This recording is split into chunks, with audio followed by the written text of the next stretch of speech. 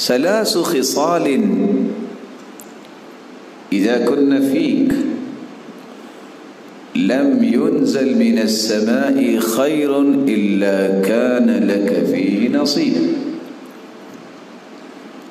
سنو، 3 خصلتیں اپنے اندر پیدا کر لو، آسمان سے کوئی بھی خیر اور برکت نازل ہوگی اللہ تیرا حصہ ضرور رکھیں گے اس میں. پوچھا وہ کون سی؟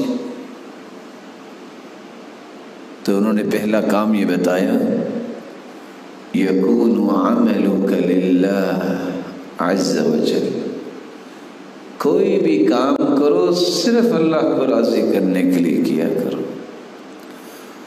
اور صحیح الجامع کی روایت ہے، سلسلہ صحیحہ کی روایت ہے، رسول اللہ صلی اللہ علیہ وسلم نے اس لیے فرمایا ان اللہ لا يقبل من العمل الا ما كان له خالصا وابتغي به وجهه.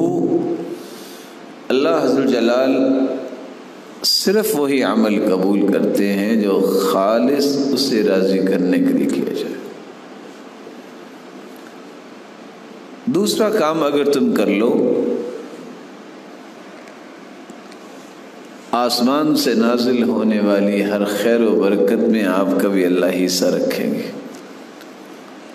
اور وہ کام کیا ہے؟ وَتُحِبُّ لِلنَّاسِ مَا تُحِبُّ لِنَفْسِكَ.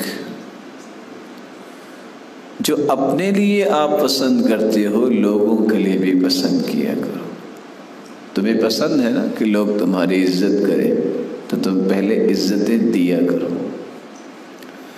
تم چاہتے ہو نا کہ لوگ تمہارے لیے دعا کریں، تو ان کی دعاؤں سے پہلے اپنے ہاتھ اٹھا کے ان کے لیے دعائیں کیا کرو. تم چاہتے ہو نا لوگ آپ کو خوشیاں دیں، تو معاشرے میں پہلے خوشیاں تقسیم کرنا سیکھو. تیسرا کام وَهَذِهِ الْكِسْرَةُ تَرْفَعُهَا مَا قَدِرْتَ.